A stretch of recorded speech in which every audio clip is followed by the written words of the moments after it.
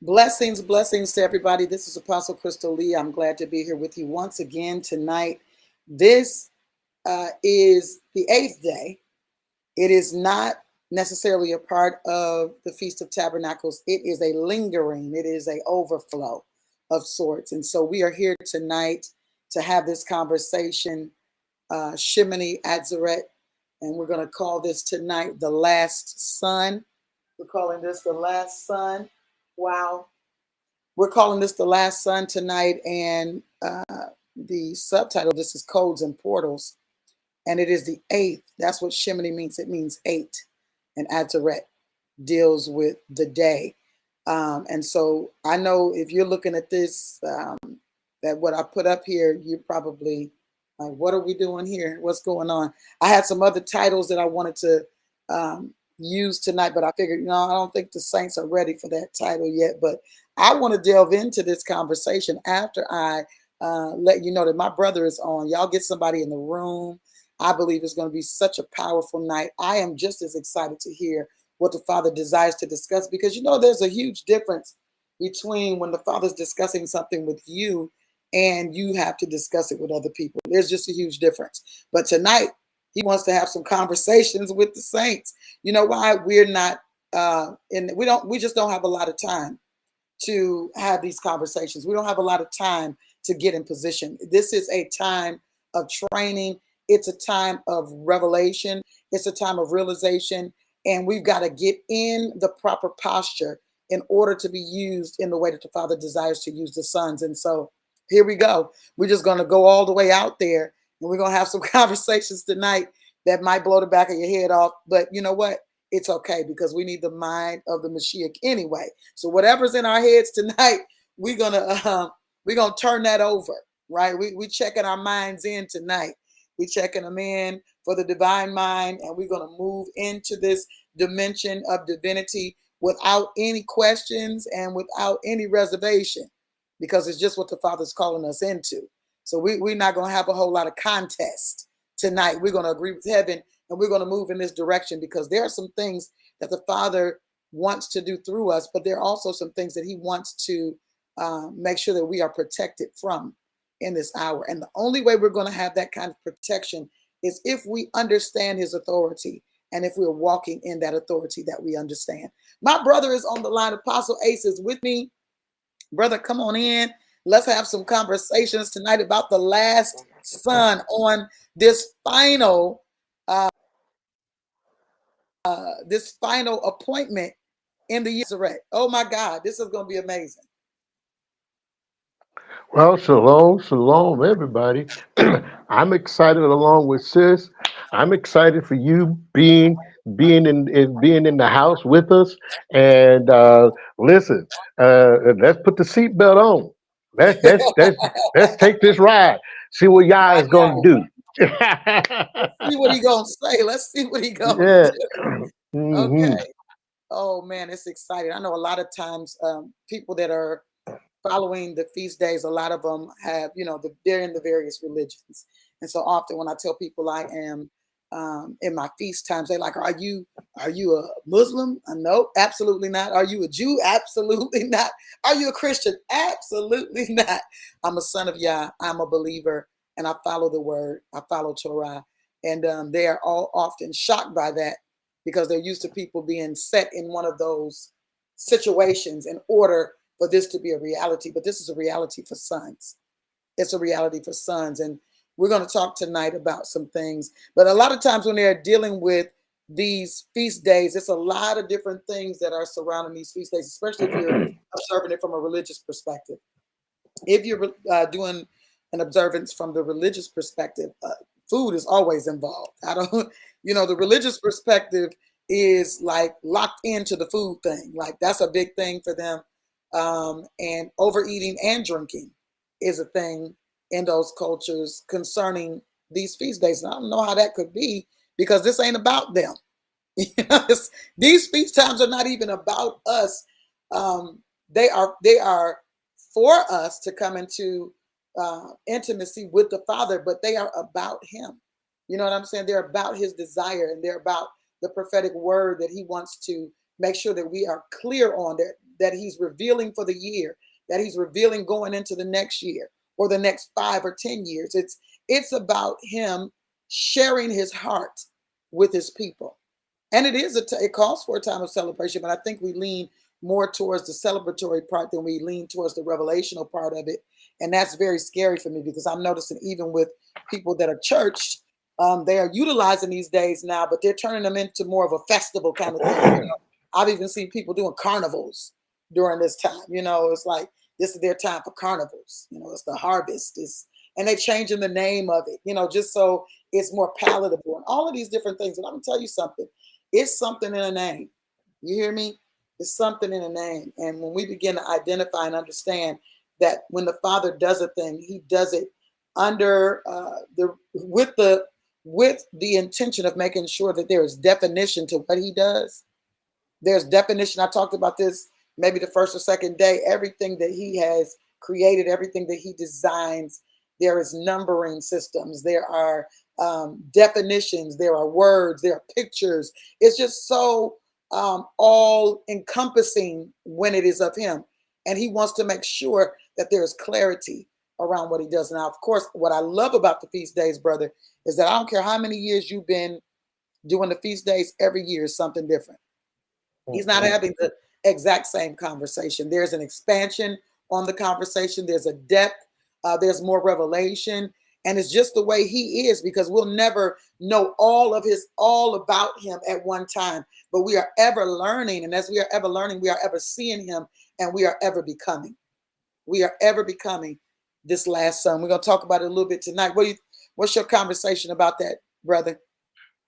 Well, sister, and it's just interesting because you were talking about, a lot of people put a lot of focus in on the physical coming together and eating, and they're making, and they've added this, taken away that, and it becomes so festive. And like you said, I've seen it had carnivals, and it's something. And but as they do these things, because there's always balance. When we see these things the way it's happened, when I see it, I know there's a imbalance. There's an Yes. imbalance because Yah never does anything off balance. Everything about him is balanced. He's not going to leave one part and do this and do this and leave another part. Mm, Everything about him is balanced. And so even when you go back to the garden, there was physical eating and there's spiritual eating. Because you mhm. look at the system today, the religious systems, they focus in on the physical eating instead Yeah. of the spiritual eating. So they Yeah. never look at the knowledge, and it's interesting. The knowledge, don't eat from the knowledge, the tree of the knowledge of righteousness and evil. They miss that because they're so focusing on the physical eating, that is the physical eating, instead of eating something spiritually. What is Yahweh giving us spiritually to read? What is he giving us to eat when Yes. we hear, when we read? So he gives his comparison. Here is the knowledge of the righteousness, the tree of knowledge of righteousness and evil, and here's the tree of life. Yes. But we focus in on, oh, here's the physical. They ate the apple. What? They Oh my ate a God. banana. What? Come What on, do man. it? So they focusing on something that's going in your mouth. But to understand, he showed us this, but yet they focusing on half the glass being full and the Yes. half of the glass being empty. But it's all about, what are you taking in when you hear? What are you taking in when you're reading? Come on. And he says, no, don't. So if you do this, this is what's going to happen. So we see this, the reflection of this today, because now they're focusing on the festive of eating and all like this and this. Yes, but what is Yah said? Just like you said, Yes. each year, each cycle that goes from that one to the end. What is he saying afterwards? What is Yes. being released? What is being said? And this is that's just so remarkable that so many people are missing out because they're enjoying themselves with the eating and the drinking, and what have you, and say, yes, yes, yes, we did have, it's a wonderful time. Woo, woo, woo, woo, woo. Right.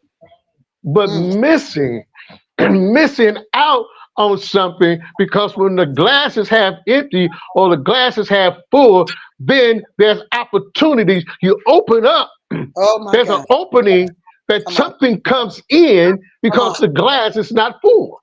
Come on now. There's room for something else. There you go. Oh my Woo. God. My God. That's so serious.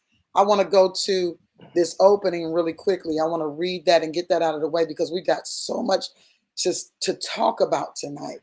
Man, we got so much to talk about. Now I'm going to do my best not to hold y'all forever, but it is the 8th day, and there are some Mhm. conversations that must be had. It's the final appointment of these moeds, and listen, this is serious. It's almost like, for me, it makes me think of the conversation that needed to be had with Israel when Moshe was getting ready to transition. You know what I'm saying? And I'm not saying I'm Mhm. transitioning. It's just the nature of the urgency, right? Mhm. Because the Father's saying, Mhm. listen, something is getting ready to happen, something is coming. And because something is coming, there needs to be some conversation, because there are a lot of things that, the sons or people that are calling themselves sons just have not been privy to. But it's not because the Father hasn't desired to make them privy to it. It's just the fact that they haven't positioned themselves for it. Mhm. Mhm. They haven't positioned themselves for it. And when you don't position yourself for revelation, you won't receive it. So how do you get positioned for revelation? You have to have a hunger for the word of Yah, because in order for you to be able to have some revelatory moment or some entry into another dimension or some other portal, you have to enter into the first place, right? When you enter into a house, you don't get access to any of the doors in the house until you enter the first door. Mhm. Mhm. When you enter that first door, now you have access to all the rooms in the house, if it's your house or if you have permission to be there, right? You have access Mhm. to the other rooms unless there's a lock on it. And when there's a Mhm. lock on it, you're going to need the code or a key. But if you don't Mhm. have a code or a key, it means you're not supposed to have access to that room. But again, you Mhm. don't get even close to that access or even the knowledge of the door unless you have stepped through the first door. And so many people have not stepped through the first door. I say this all the time, and I mean it from the bottom of my heart. Is what I've realized, that a lot of people don't understand that they've only been introduced to Yah. They really don't know him. Mhm. That's it right there. But you just been Mhm. introduced. Because there's no longing and there's no desire for you to go deeper in the relationship. It's like Mhm. Mhm. meeting someone. Let's talk about it from an intimate perspective. It's like a man Mhm. meeting a woman and saying, it's something about her, right? And then I want to get to Mhm. know her.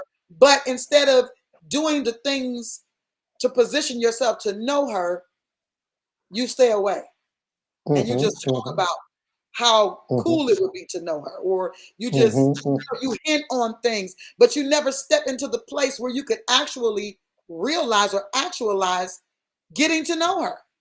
Mhm. Mhm. How could you Mhm. ever get to know somebody that you are far away from, that you have Mhm. not put any time to get closer to? You Mhm. don't have a Mhm. phone number, you don't have any information, you don't know where she is. You know what I'm saying? You haven't even staged it. Oh, I know she go to that coffee shop. I'm going there in the morning and spill my Mhm. coffee or whatever. You know what I'm Mhm. saying? Mhm. Mhm. You have taken no time to position yourself for the knowledge that you say you desire. And Mhm. this way in Christendom and in religious circles, everybody's talking about a God that they don't know they don't know anything about the true and living God. But what I'm finding that is interesting, and over the course of my life, I'm realizing that people ideate their own God. Mhm. They Mhm. create their own God in their mind that makes them comfortable to live however they live or do whatever they do, thus Mhm. absolving them of the responsibility to have intimate connection to the true and living God. And sis, that I have often, like you said, and I watch entertainers, number one, Yes. and they're receiving a reward. First thing, a lot of them, first thing they say, my relationship with the Father up above. I thank God. Yeah. I thank God. And and I hear this on different platforms, different media, and the entertainment, and all of that. And they saying how they got, and then here the believer, the ones that's supposed to be the believer, said they have a relationship with God. They will defend them because they said they got a relationship. Just like you said, that many people are in the relationship stage. That's it. And like you gave that analogy, hey, I can even get a number, but if I don't call, then Well, I know a lot of people, and a lot of people know me. That's relationship stage. that, I yeah, mean, introductory stage. that's the Introductory. introduction stage. That's the Yes, introduction stage. They don't know me. The that's only it. way that they're gonna know me is begin to access, to know Yeah, me, spend time with me. Like you said, spending time with her. So that says many people are in the introduction stage of a relationship, but don't go no further than that because they stop and don't go no further into fellowship. that's it. Because when Relationship I get into, requires fellowship. absolutely, once I relationship, that's why a lot of people say I'm born again. That's the introduction into relationship. But it goes from relationship into fellowship. I got to separate myself from things to begin to know who I am now connected to. Yeah. That takes time. That takes Yes, it does. development. Yes, it does. What are your likes? What do you don't like? Yeah. I need to know you. Yeah. You see, I don't. So once I know you, I don't have to guess about you. Oh I my God. know you, Mm, and when I know you, then I can operate at a level that pleases you because I mm, know you. that's right. One of the things is I want to know you for myself. Okay, Yeah. y'all said, oh, you want to know me for yourself? I don't Oh yeah. want to, I said, I don't want to know you through mama no more. I don't want to know you through the pastor no more. Mm-mm. I don't want to know you through the apostle or bishop. I want to know you for myself. He said, okay, this Yep. is what's going to take place. Here we go. I'm getting ready to do some separation. And Yep. it ain't gonna feel good. It No. won't feel good to you, but you want to know me? Because I will draw you to myself. I will Yep. draw you out. And how I draw you out may be painful. Yeah. Because I got to And I separate I got to separate you from some things, and I got to separate some things from you. absolutely, absolutely. And he don't warn Mhm, us. He don't warn us. Brother's just giving you the heads up on how it works, but he don't warn us what he gonna separate us from. He don't warn us. You say, oh, that's what you want to do. Okay, let's do it then. And he gets to allowing you to have revelation and clarity, right? You start having revelation and clarity. You start seeing things you didn't see before. Now you're frustrated because you want what you want, and you don't want what you don't want this to happen this way. You want to be the one that does this and that. You gotta allow the relationship to flourish. If you want mhm, to, if you want to know, you gotta allow it to flourish. Blessings to all those that are coming on. We're gonna delve into some stuff. I'm gonna read this, and I'm gonna tell you something. When the Father began to talk to me about what this was gonna look like, as I was putting it together, I was like, "Oh boy." Like I told brother, it's one thing when he's talking to me about stuff, but it's another thing when he's ready to talk to y'all about it. I was like, "Oh boy." I just kind of, even before I started getting everything, some of the elements, I was like, oh, wow. Okay, what are we doing? What are we about to talk about? Okay, then that's what we're talking about. And I promise you, I tell people all the time, I'm just as excited and anticipating as other people are to hear what the Father say, because just because I didn't don't mean that's what he want to talk about. The Bible says study to show you approved unto Yah, mhm, not study to preach, right? So where he takes us after mhm, we've studied may be a whole nother direction, right? But he did set some guidelines mhm. and some boundaries for the conversation by what was put on this paper, by what was put in the image or the visual. So we're going to have a little bit of depth. to our conversation tonight. And you notice that I also use this clock again, which I used in Yom, I believe it was Yom Kippur. He is stretching his sons in this hour.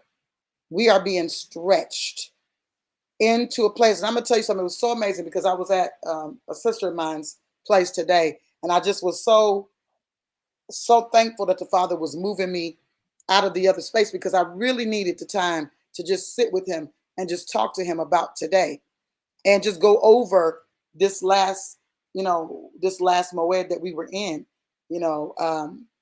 and as I was sitting there, one of the things that came up was, it's so funny because there is no concept of time in the dark. I'm going to say that. In the dark, there is no concept of time, right? And so as I was sitting there and I heard that there is no because I was up very early this morning, but then I looked at the clock and it was maybe about 10 o'clock, 9 or 10 o'clock. And I was like, oh, wow, okay, I got lots of hours and I'm just going to sit here with you and we're going to just talk and walk me through what you want to talk about tonight. And I looked back up and it was 1 o'clock and I was like, I didn't go to sleep. I didn't go to sleep. I didn't go eat. I hadn't done anything. I was still just sitting there. And I was like, wow. And so he says to me, there is no concept of time in the dark. Now you say, now what does that have to do with anything? Because I wanted to describe that experience to you because the Bible talks about how and where the Father dwells, right? How and where he dwells. I'm gonna pull that up for you really quickly. And I know I got probably tons of verses on this in front of me, but this is what happens when I get online. I'm not even looking at the notes no more. I'm just doing my own thing. Let's see. I'm gonna pull this one up. Here we go. First Kings is one, right? I'll use First Kings, but it's another one that I'm after, and I believe that it is in Leviticus. Yeah, there's one there. Okay, I got a couple of them. Okay, let me do Deuteronomy. I'm gonna do Deuteronomy chapter 4. And ye came near and stood under the mountain, and the mountain burned with fire unto the midst of heaven, with darkness, clouds, and thick darkness. Now, I want you to read Deuteronomy because it's a fascinating book. It's a fascinating conversation. But you'll see this also in Exodus, where the Father commands Moshe to come up here, right? And when he says come up here, he takes him physically and translates him from the ground into the mountain with him. But he comes through a place where there is thick darkness. And so somebody might ask, well, why? Why would there be thick darkness under his feet? Why would there be thick darkness between him and everything? Here's the thing. It's a unveiling, it's a revelation, it's a secret place, right? And so he's gonna shroud himself with things that people that don't really want access can't get through, because most people are going to be too afraid to go through that space to get to him. Most people, the majority of people, that's that space where you're like, where are you, Father? Like, are you here? You know what I'm saying? Where you going through that space and you're like, you know what? And he gave me this line many years ago. If I can't trace him and I can't track him, I can trust him. That's something that he gave me because there were seasons of my life where I could not trace him and I couldn't necessarily track him, but I knew I could trust him. And where he was calling me to, I could not see the way, but because I was continuously walking in the direction of what I was hearing, because I was still walking out what he was speaking to me, I got to the place where revelation came. Is that making sense? Say something, brother. I'm going to read these verses as soon as I pull them all up. Okay. I got a couple for you. Yes. I'm gonna just read it. Everybody know it. Yes, though we'll walk through the valley of the shadow of death.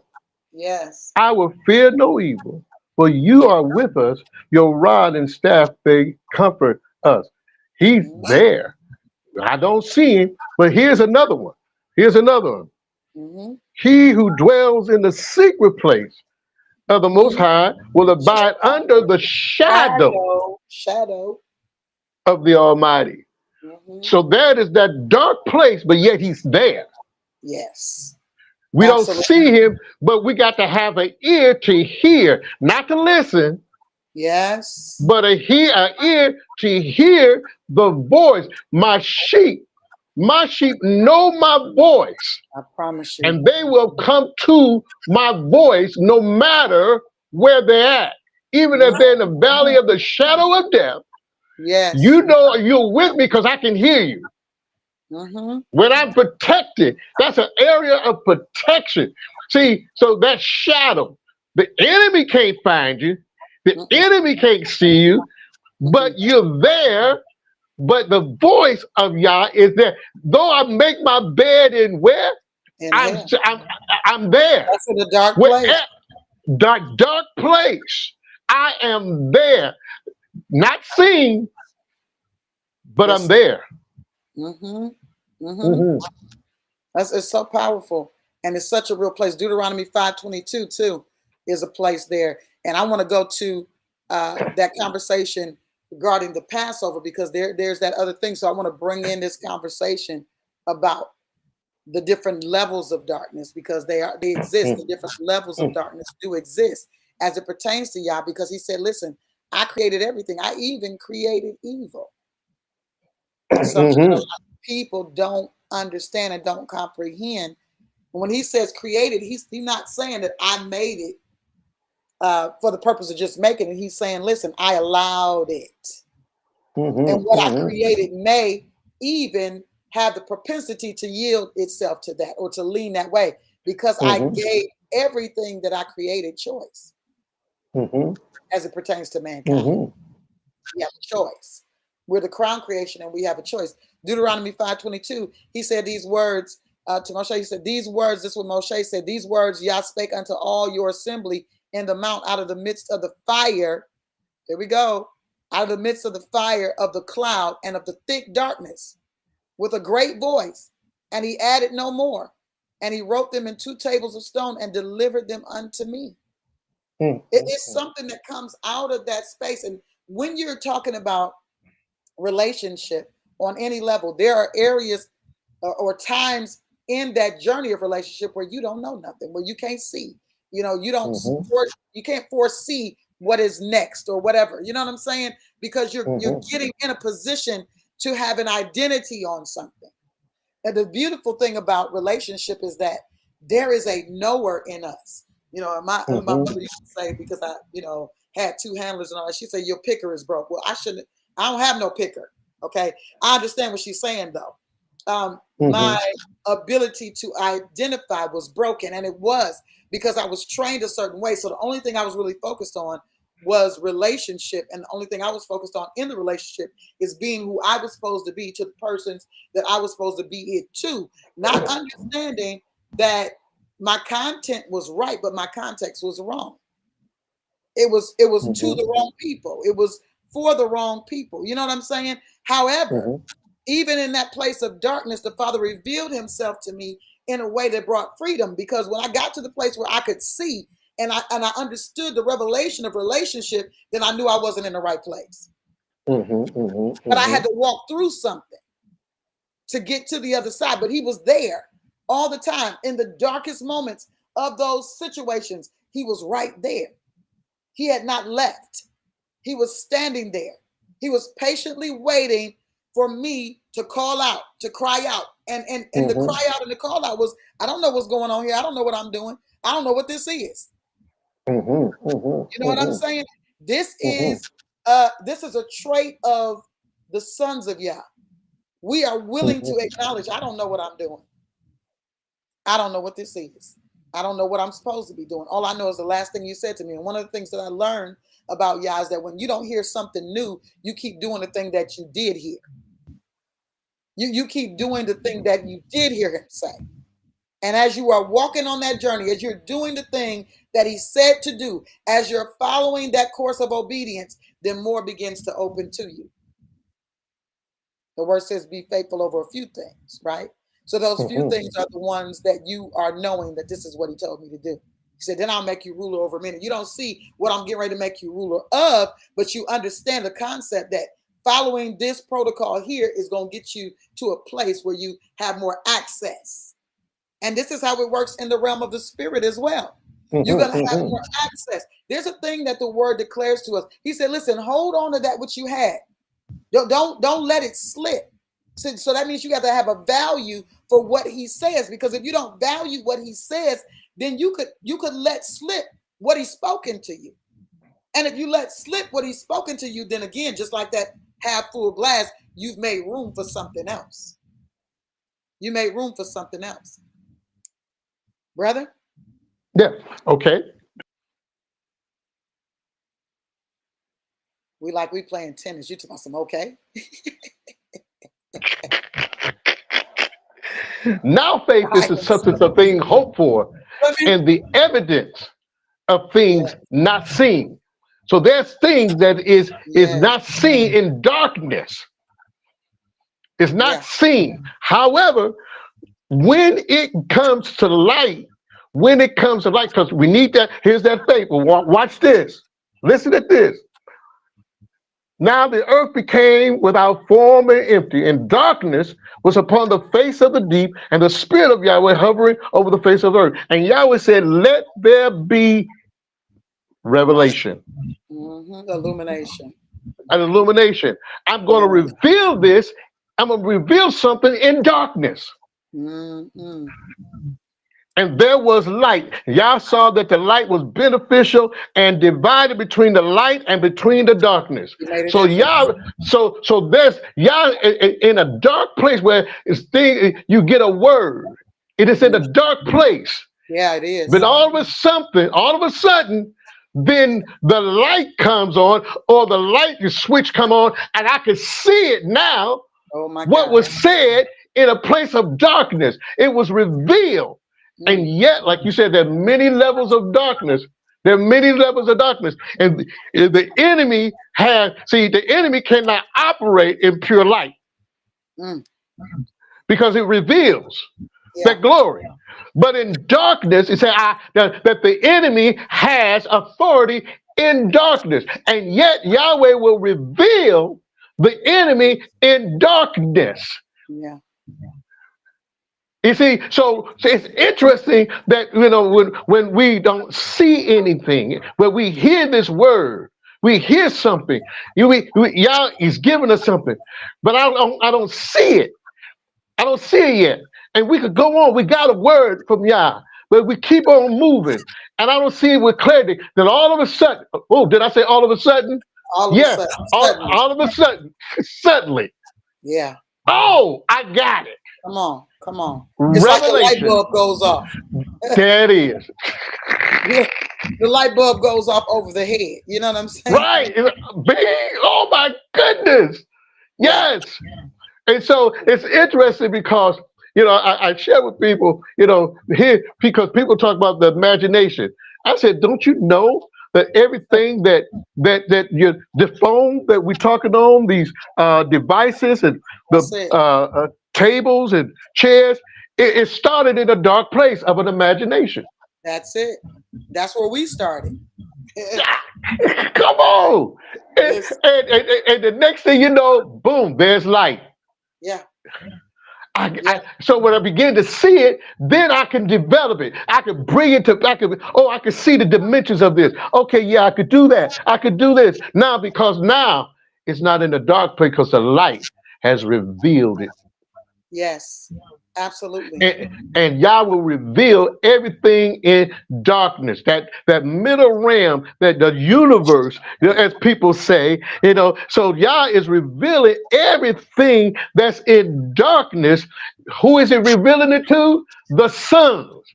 How? To be able to deal with every dimensional thing in that realm and how to deal with it and correct it for those who that a lot of people don't realize there are other entities and beings in the atmosphere in other dimensions. Absolutely. And he's given us access, uninhibited access to so many things. I've shared so many things, and I think I will share again that vision that I had, and I think I shared it just the other day. when I was on my way to this prayer breakfast, and it, this is just your, when people think about prayer breakfast, they just go in to clap their hands and say a few little prayers, right? But Mm-hmm. what the Father is really calling for is much different than what we have seen at large as it pertains to Mm-hmm. prayer. And I find it Mm-hmm. very interesting that as I was, looking at some things today and checking out some stuff, because I allow him to just kind of lead me and guide me into places. I'm not going to Yes. look for nothing particularly when Mm-hmm. I'm doing something. He's just leading me to some stuff. And I saw something today that really was very interesting to me because almost 10 years ago, it might have been 7 or 8, maybe 9 now. I don't know. I think it could be longer. It could be longer. I know it was over 5 years ago that he had given me this conversation about this task force, this prayer task force. And now I'm listening, and it seems to become a thing now where it's a task force, a prayer task force, and everybody's talking about how intercession is not what we've been looking at, and it's got to go deeper, and that there's some things that the Father won't allow certain leaders to share on certain levels because the people are too low level and blah blah blah. And these are same conversations that I was having with people 5 or 6 years ago. About, yeah, it definitely was 5. It could be 7 at this point, but definitely 5 or 6 years ago.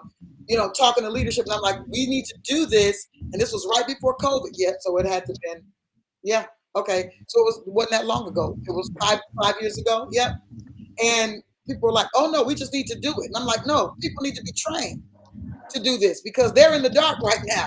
They don't understand Mm-hmm. what war looks like. They don't really know what this is. All they have is religious concepts of what prayer is. They don't know what this is. They don't know the engagement that needs to take place. They don't understand what this is. And so now I'm looking at all these things. But over the years, it's been coming. Remember, I was saying prophetically the other day that everything is coming to the surface now.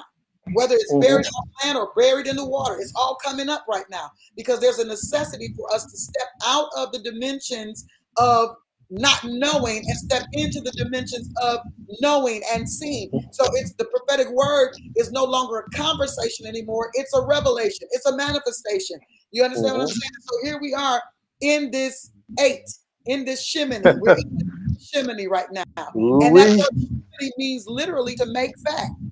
It's new beginnings, but not just the completion of 7, but it means to be overly abundant, to be satiated, to have more than enough, to be overflowing. So that's why I call this the overflow of where we just came out of and all that just happened in the year concerning the Moeds. This is the overflow. So now we got to go back and see all that the Father said and remember all that he said so we can identify with this manifestation once he does it. Because I'm looking at stuff and I'm like, this is blowing my mind.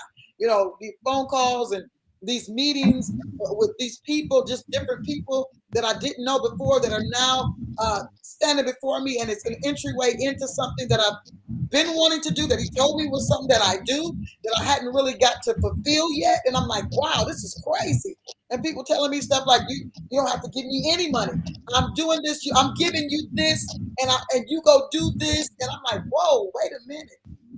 What's happening here? He said, full to overflowing. What does that look like? It's a movement from the natural realm into the supernatural realm.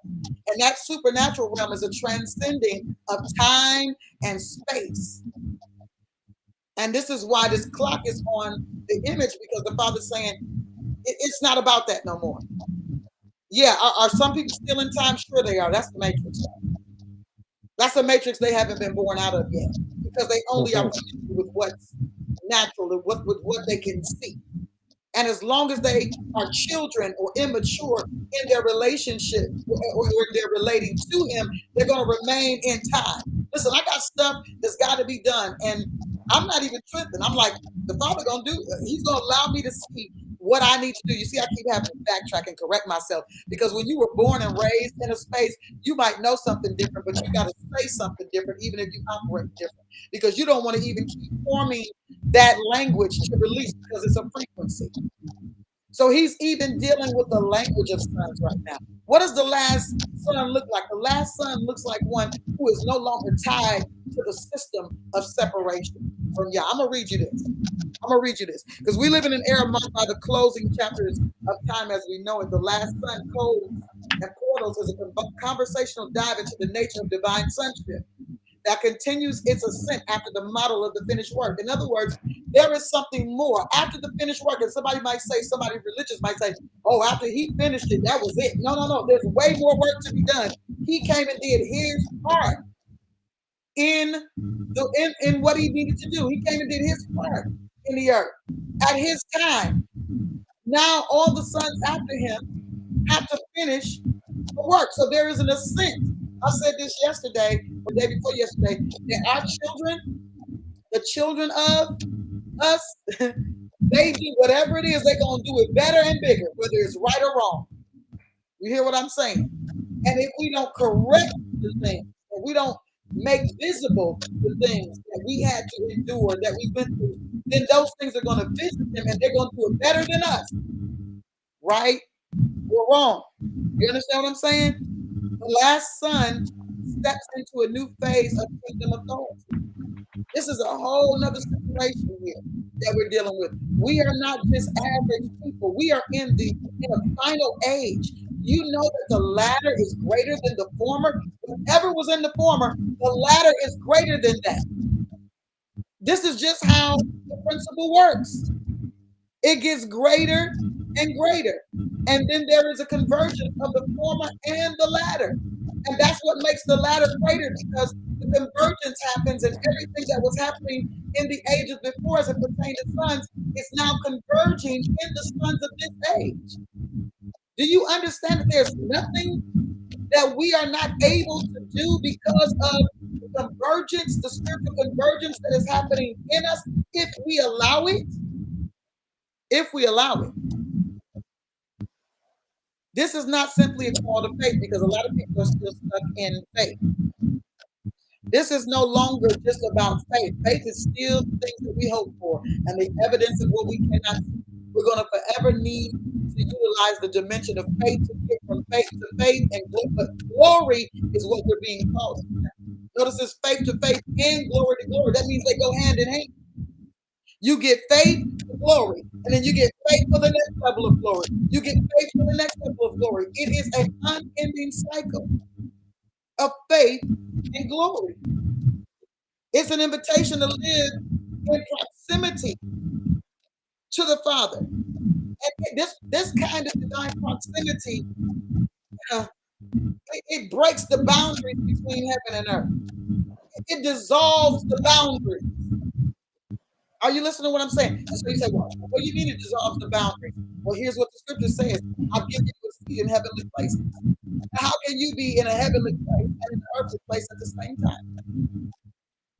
Unless some boundaries have to be dissolved for you to operate in those dimensions.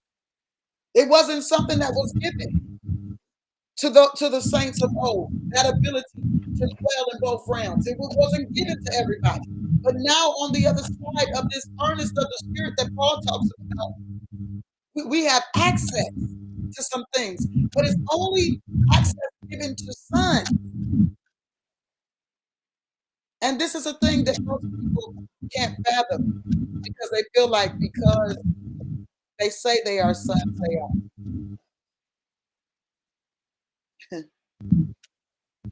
Because they discuss being sons, they are. But that doesn't mean that. I had to fix that frequency thing. It does that. I find it very odd that it does that. It is a privilege to be a son of Yah. It's a privilege. But most people think that it is some kind of privilege for him to be our father. It's a privilege to be a son because it allows you, as my spiritual mother would say, extreme access. Brother, you could say something. Oh, yes. Oh, my. You know, Yah is truly amazing. As you on the flyer codes, there are things that Yah has done now is decoding for the sons of Yah being revealed, and he has given us these feast times. And it's interesting, today is the 8th day. And you said new beginnings. Interesting. The 7th, completion, perfection, and it's spiritual perfection and completion. So it's interesting because now, after the perfecting, the completion of the 7th day, we go into the 8th day. And it's interesting how we see the eight. We talked about the eighth. Here's the 8th day. What does the 8th day consist of? What is that number 8? As you stated, the 8 is what? New birth, a new beginning, a new start. It's a whole. So it's interesting that when you look at how he did the children of Israel, and he said to them, and he gives us this time and says, now here's the 8th day. But people don't really understand the mystery that Yahweh is revealing about the 8th day, because it's about a new beginning. What is that new beginning? So he gives us this in time, because he said, I want you to begin, I want you to begin to practice this, because I'm going to begin to take away time for the sons of Yah, for my sons. I'm going to take away time, because now I'm giving you something to begin to understand that here in time, you won't have the limitations that time give you. But in time, I'm going to release time, and you're going to go back to, you're going to begin to operate in the eternal. Not eternal, but eternal. But the eternal is important for the eternal. So he's perfected. So we see these things that he gives us. The 8th, it deals with new. So when we think about this new beginning, what is this new beginning? In time, he gives us this, because now when he begin to give us, when we begin to get the revelation, we're practicing in time, out of time, if that makes sense. We Yes. begin to move in time, out of time. And so that transition for some of us has been kind of odd and awkward. You say, what time is it? I don't realize the time. All of a sudden, what? I went from, I saw this, like you said, I saw this time, and here I am at this time, and it said, whoa, what happened? Moving us out of time, to begin to operate in, he uses us in time to operate us out of time in this realm, in this earth realm, this 3D realm, dimension, to operate at a higher ascension. So here's this number 8, because 8 is always, see, the enemy, or the Lucifer, the dragon, the devil, whatever you want to call it, don't understand 8. 8 is the only number that is not broken. 8 is the only number that is everlasting. It continues. It continues. It continues. So it is divine infinity. It doesn't change. There's no opening there. None. So he begins to move. So what is he saying to us when we come out of the Feast of Tabernacle? Here's this completion. Here is this completion of perfection. It's spiritual perfection. And we're coming out of this. And what is he saying to us when it comes down to this 8 thing? This 8, number 8. So now he's beginning to reveal this to the Son. It's a higher dimension of operating. We're moving in a whole different realm of operating, speaking, seeing, hearing, everything. It is so it's interesting, because when we see this 8, There, so Yah said, he said, I'm the beginning and I am the end. So let's look at Genesis and let's look at Revelation. So when they become one, it forms an eight. It forms an eight, the beginning and the end. Here's these two cycles that come together it's constantly, there's no break in it. None whatsoever. So now you can so where we at? Like you said, sis, that the latter end is greater than the past. It's greater. It doesn't eliminate the former, but now coming together, it forms this eight, this cycle. It forms an eight. It's a beginning. It's a whole. Watch it. I think you're going to appreciate this, sister. It's a octave that the it's an octave that most people don't understand the vibration of this. You're going right in the right direction. You see what I'm saying? Don't understand the sound, because I think we earlier this week you said there's a sound that's in the wind. Oh my. Yes, sir. There's a sound, there's a vibration. And it's interesting that when we talk about this new beginning, this new birth, so we're talking about, what are we talking about? Why is it it's a mystery to this eight that the Satan, Lucifer, the devil, whatever you want to call it, don't understand, because there's no break. Can't get in. Can't get in. It's locked and loaded. Can't get in. Because it's coming together as one. Here's this balance. First and the last. Here's the beginning.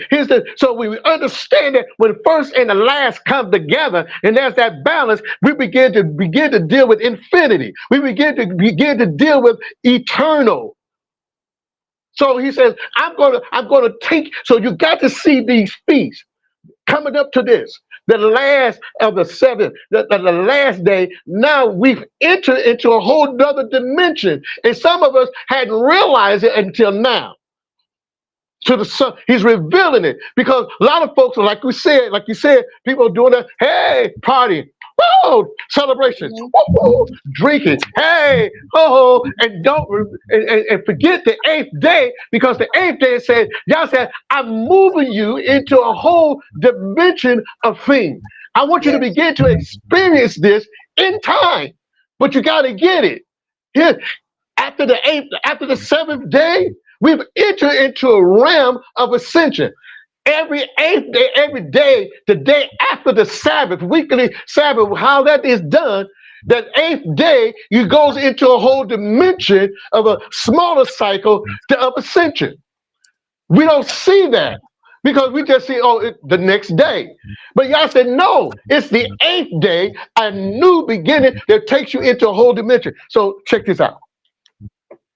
And it's interesting, because when I think about octaves, I think about, piano, the keys, music. That says music, beginning, and there's a beginning, and then there's an end.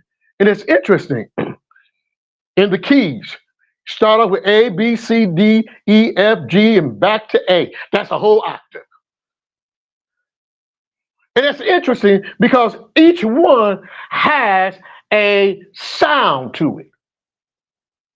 Has a sound. And so when we get into that number 8, it is a directional space sound, that this 8 is directional.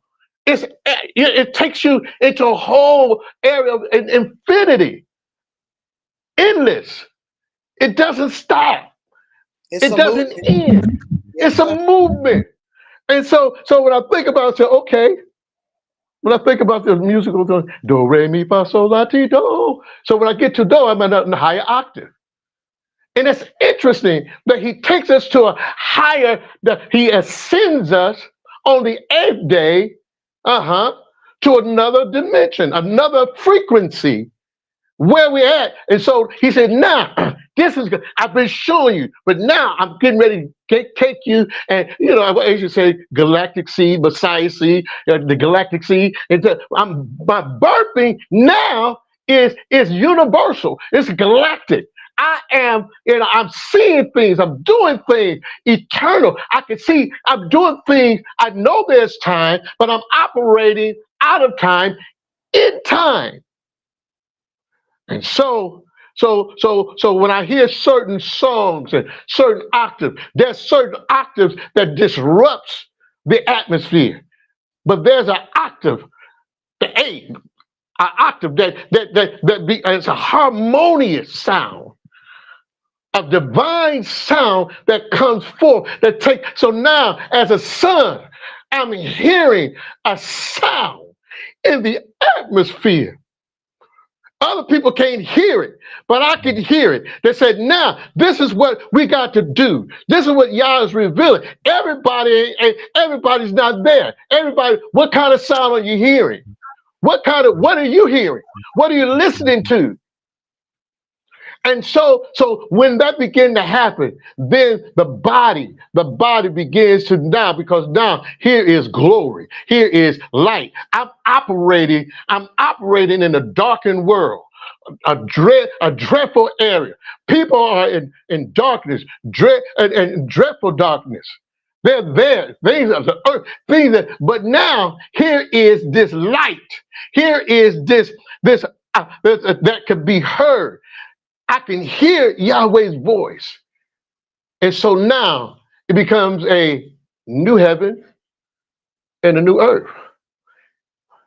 I see a new heaven and I see a new earth. I see earth as it was in the very beginning. When the earth and Yahweh was one. It's when Lucifer came to the earth, that begins the separation. But Yah said, I'm bringing you back to be one. That's that. So, well, he says, my will be done on earth as it is in heaven. So here's this connection. Here's this portal that says, here's heaven, Yah's realm, and here's where you at. All the middle part, you're going to be in a position that you and me are one. And so everybody's going to see. So I'm bringing the earth back to me again. And the sons of Yah is going to bring that forth to come back for the earth and Yah to be as one, to come together again. No more separation between light and darkness, that gap. No more that middle section. No more, but becoming one once again. And so now he gives us these moeds. And so we come to this part. Now here's this number 8. And it's interesting when you look at Revelation. People talk about the 7 churches, and they talk and preach about the 7 churches. You got 7 to 7. I said, wait a minute. Y'all forgetting something. There's an 8. Right. Yes, There's sir. an 8. There's an 8. Y'all don't see it, but it's there. But when it's there, y'all said what he said, he who overcomes. That's the 8. This is what I'm going to ascend. That's the 8. You're going to ascend. But people don't talk about the 8th church. I'm just using that, the 8th church or the 8th era. They don't talk about that because they can't see it. They talk just, overcome, and so they're just associated that here is, dealing with this. They only talk about the 7 eras, or they don't talk about the 8th era. They don't talk about this new beginning because they think, if I'm gonna overcome, this is what I'm gonna get. But it's an ascension. It's bigger than getting. It's going. Absolutely. It's going. Where you going? Come on. Holy. So real.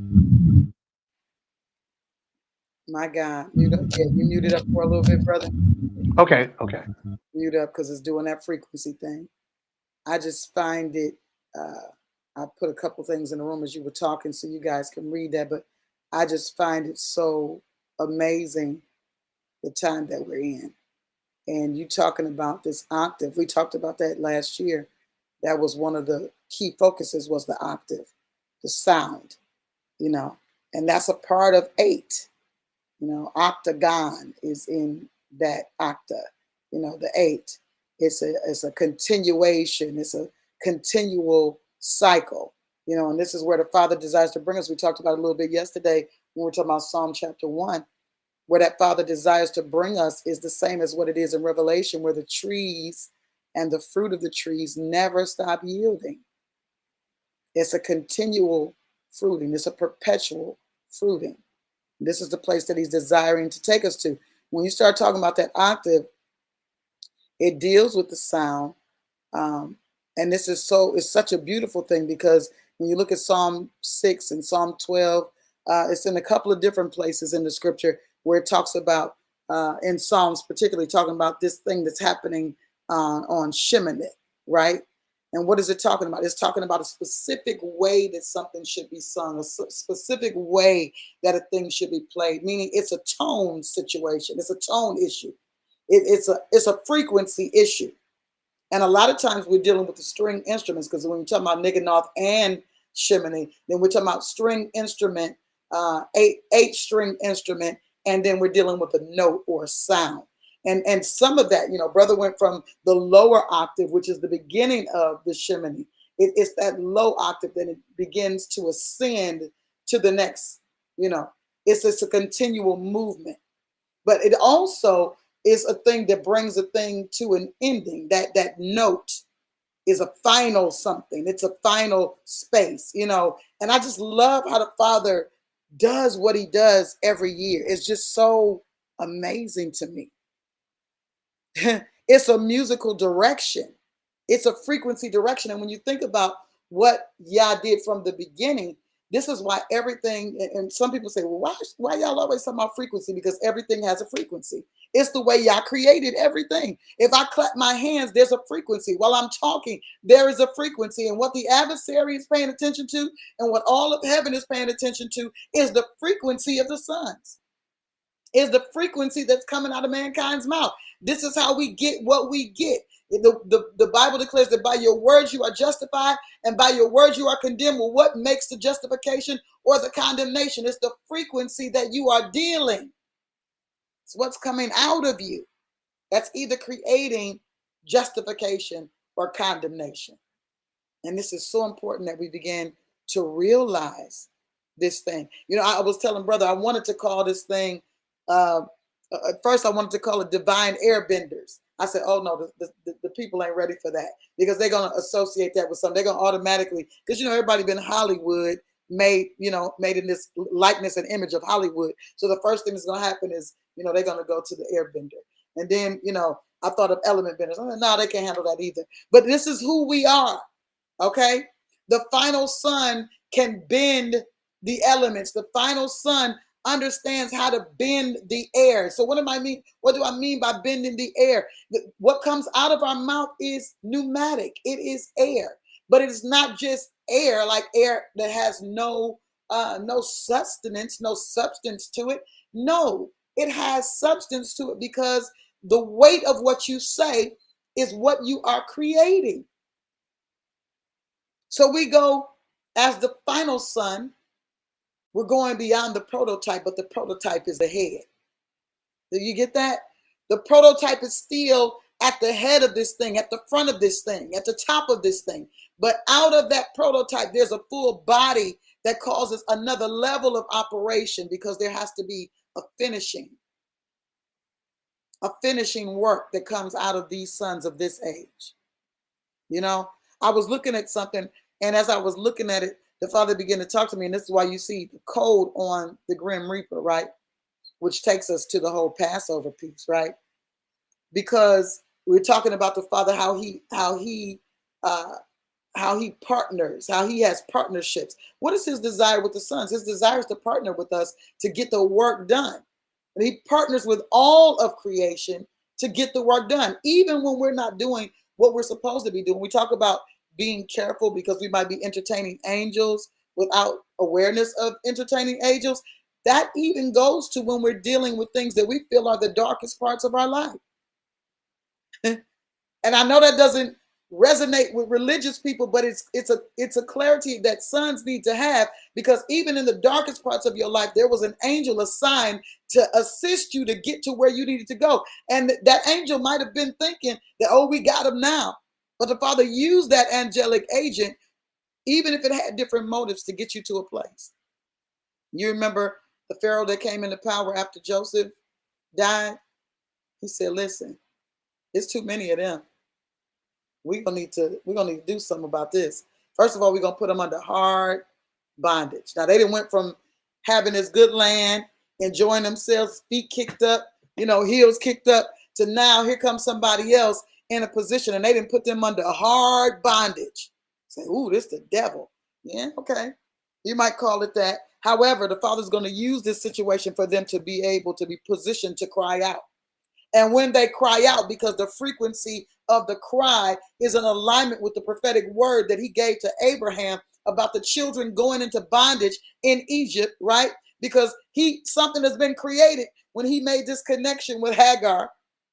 Something that's going to antagonize the promise has been created when he connected to Hagar, right? And now they're being antagonized in Egypt, where they were kicking their feet up and being all right. And now they have a cry. Now somebody's remembering, because there's always a remnant that remembers. No matter what's going on, the Father has always reserved for himself a remnant that can recall and knows what to do.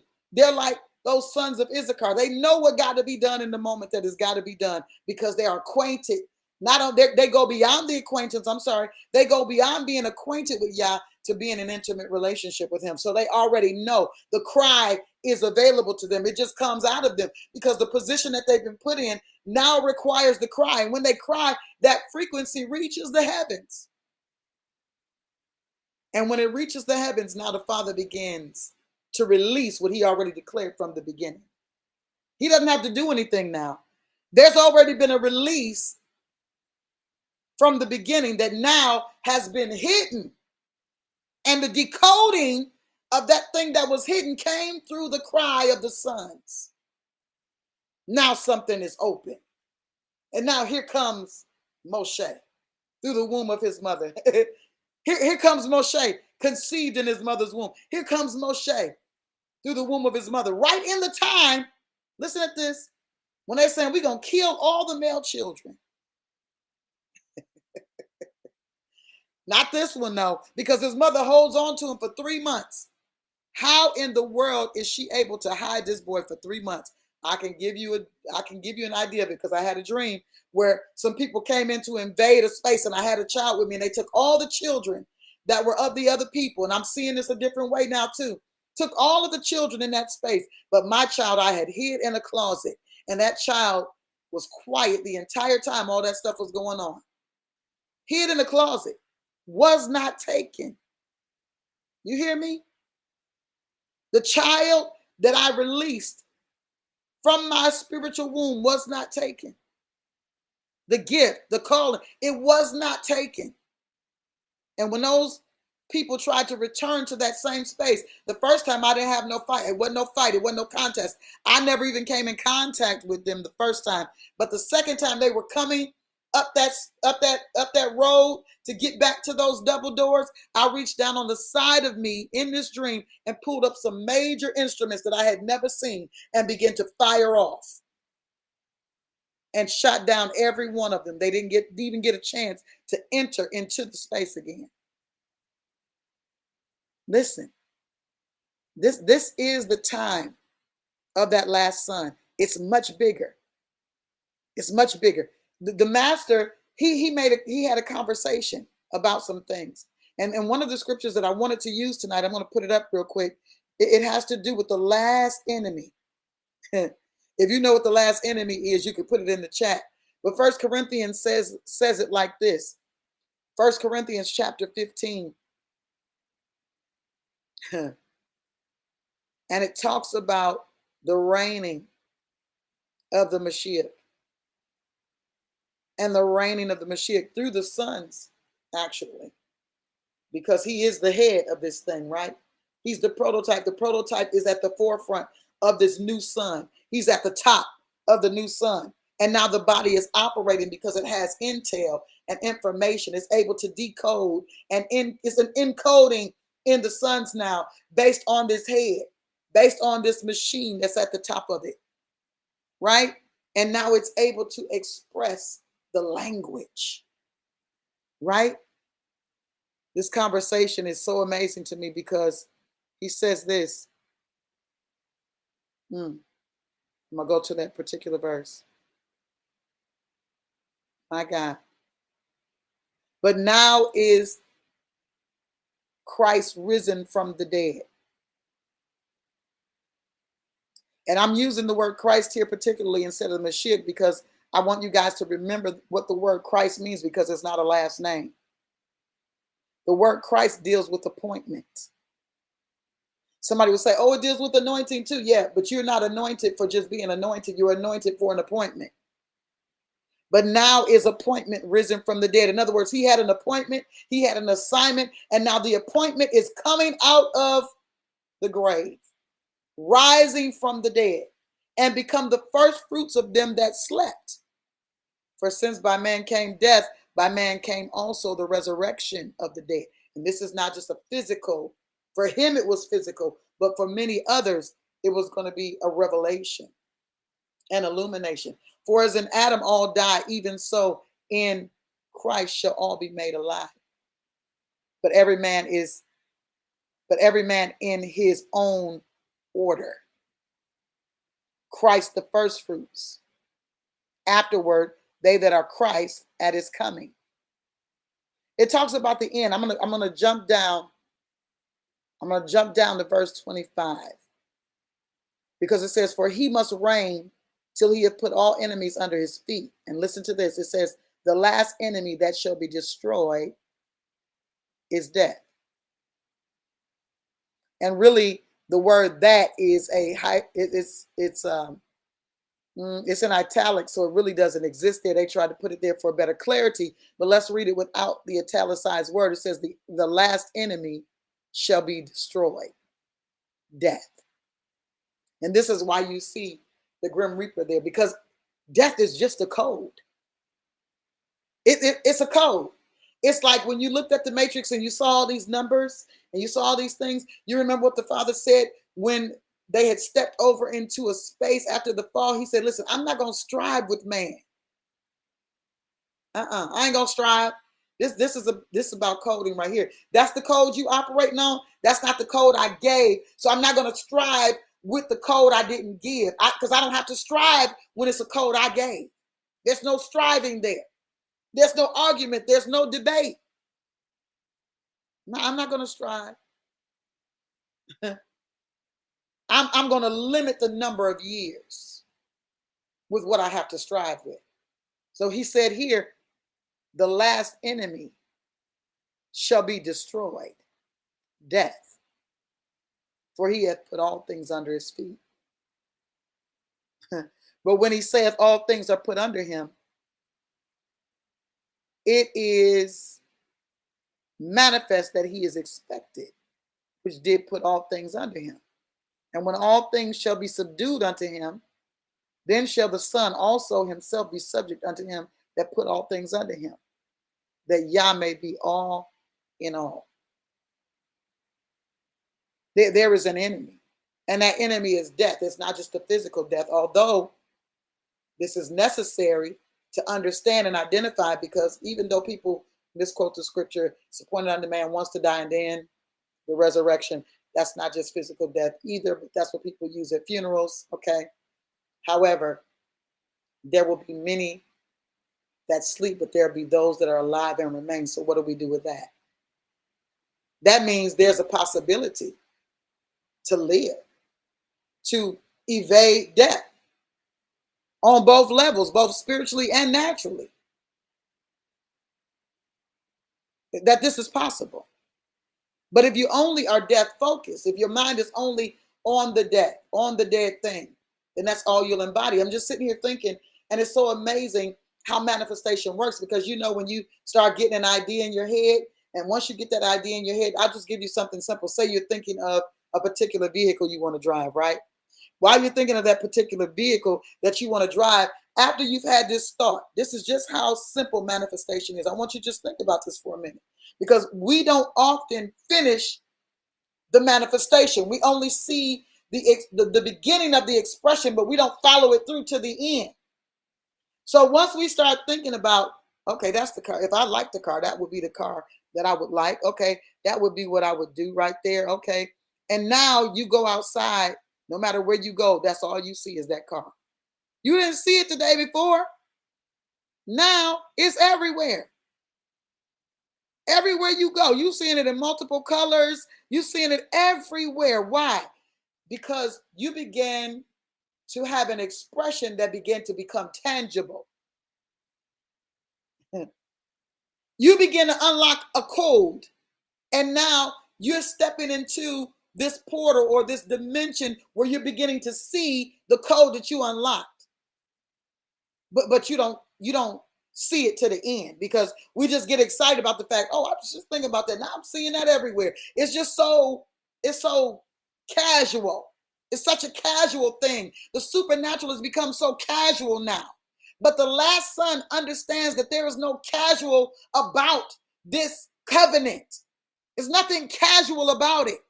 It's a supernatural. It's a what is the word I want to use here? It's a privilege to operate from this space and to operate divinely from this space. It's a privilege, and it's not something that we are interested in abusing.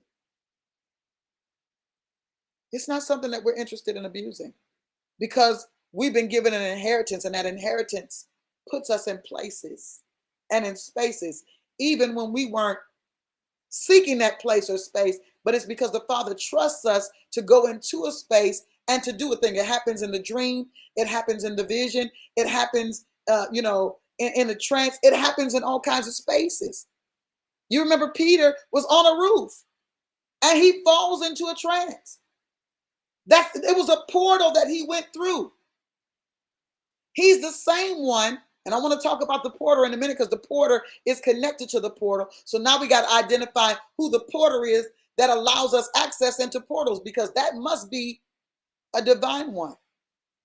Because if you are a last son, then nothing in diabolic nature is going to allow you access into a diabolic portal. You say, well, why would I be in a diabolic portal? Because you have an assignment there. You have an assignment there. And when you understand the assignment, that it doesn't always look like you want it to look, it's not always roses and flowers. It's not, I don't know where we get these ideas from.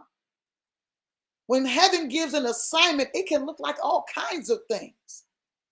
But it's got to be in alignment with divine assignment that comes from Yah. But it's all about these codes.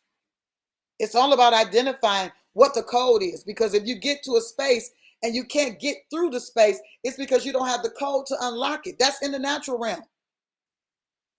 And we're trying to use all of our natural abilities to access things that are only going to happen for a son in the spiritual realm.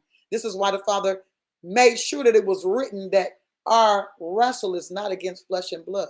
This contest that we are in is not about just the physical world, but it's about a world that we cannot see. We are contending with powers and spiritual wickedness in high places, powers of darkness on all kinds of levels. We are contending with those beings. Or should I say they are contending with us? That's the contest that we're in. We're being contended with. But guess what? If you were not in the weight class, then there would be no contending, no contending. You got to see it differently. I'm being contended with because clearly I'm in this weight class. All right, if I'm in this weight class and I'm contending, that means this battle is already won because I'm a son. I'm a last son. I'm the 8th son. Do you know David was the 8th son? He was ignored. He was out in the field. And that's exactly where we are. Ignored, coming from out of the field, because now we're being called into our true position. This is why I'm hearing things that I've been talking about for 10 years, 5 years, 4 years. You know why? Because I'm coming out of the field into my divine position as a king and priest. because he's given me access to the codes. Brother, you could say something.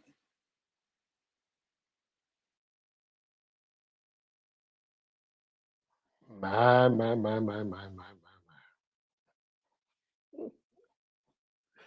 Hallelujah. Woo. You know,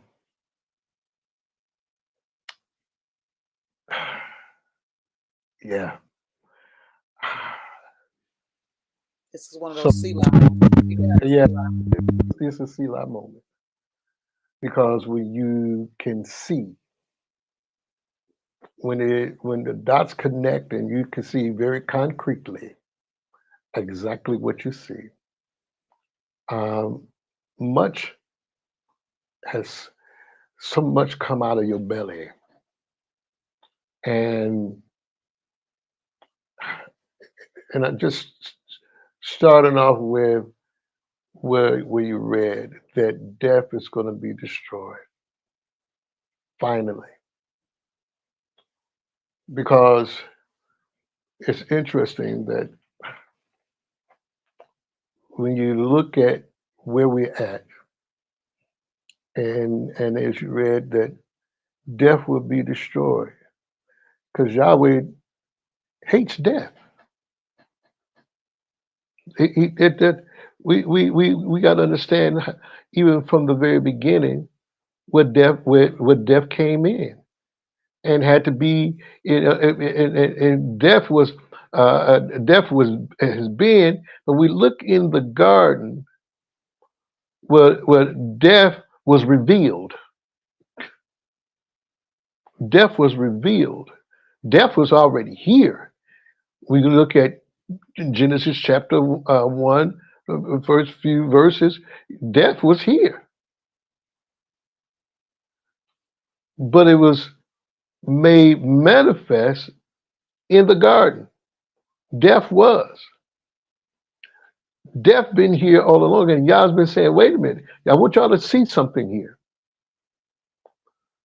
But told Lucifer, Satan, that the time will come. I'm going to destroy you. Genesis chapter 3. You will be destroyed. The time comes. You're cursed, and I'm going to destroy you when the time comes. You may not. You're not going to even know it, but you know that you're going to be destroyed. We read it in Revelations. And so it's interesting that the latter end is greater than. So now, if death was, we look at death then. Death is greater now because now it's so stinky. It smells. It's just like you know, you know. If so, we got a necessary room, a bathroom. If you didn't have a bathroom situated away from the living room and the dining room, the kitchen, because the bathroom is situated in a place where it kind of sits off to itself and it has a different frequency in the bathroom. It does. A lot of people like to go sing in the bathroom. It's melodic. You can hear it in the shower. It has a different sound in the bathroom. But the bathroom is for purifying and purging. That's what the bathroom is for. But what if you didn't have a bathroom? And people relieve themselves in the living room where everybody's at. What is it going to attract? Yah says, told the children, when you go to war, get a shovel and go outside the camp and dig a hole and cover it up. Why? Because if you don't do this, the enemy is going to smell you, the stench, ain't going to find you. But if you go outside, because he said, I will not dwell in an unclean temple. My presence won't be there. Trust me, if anyone that don't use the restroom, in the bathroom in your house, and use it in some place in the house, then people gonna say, I don't want to be there. I'm not coming over your house because you got feces in your living room. It's crazy. That's crazy. You go, you people people that have dogs and cats, and if it's around, you're gonna smell it. I don't want to go visit. And there are people. So yeah, so we see that death been lingering along with Yah in the earth for a long time. So when I see the Grim Reaper, death been around a long time. So y'all said enough is enough. So now I'm getting ready to get rid of death. And how I'm going to do it, I'm giving authority to the sons, as you were saying, giving authority to the sons to do what? Now to put the enemy under the feet, because everything ain't physical. Now we got to say, here's the supernatural to begin to defeat. We say we got to know that death is already defeated. We got to know that death is going to be destroyed. Many folks don't know that because they give so much honor and glory to death with their sound. Listen, not only are they giving honor and glory to that sound, I just thought about something that my father said to me earlier. He said, they call the church my sanctuary, yet they bring dead bodies in it. When in the scripture was there ever an authorization to bring a dead body in the sanctuary?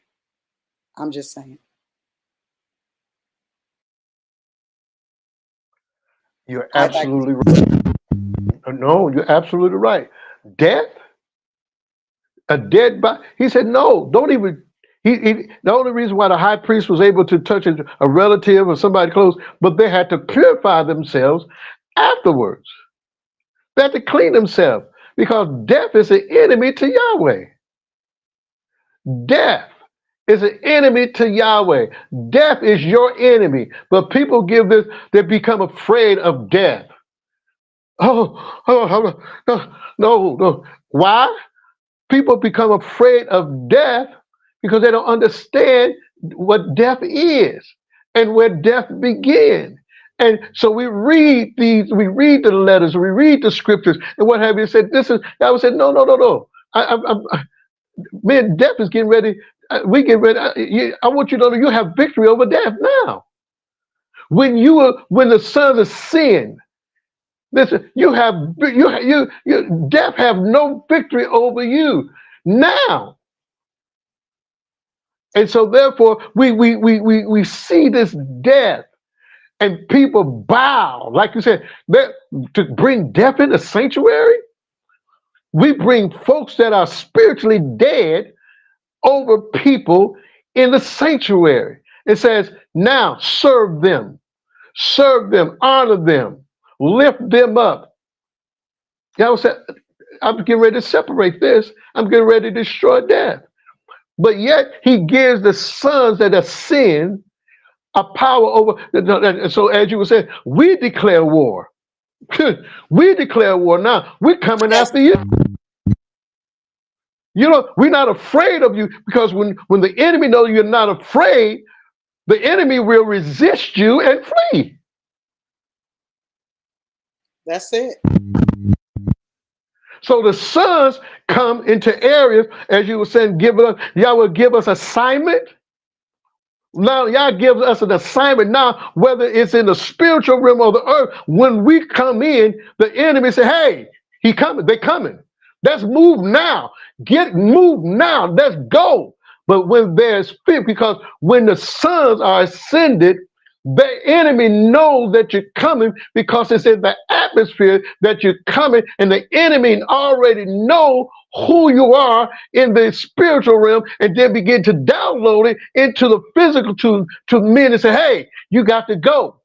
Because when there is no fear, the enemy has to go and resist. It will resist you and run and flee from you.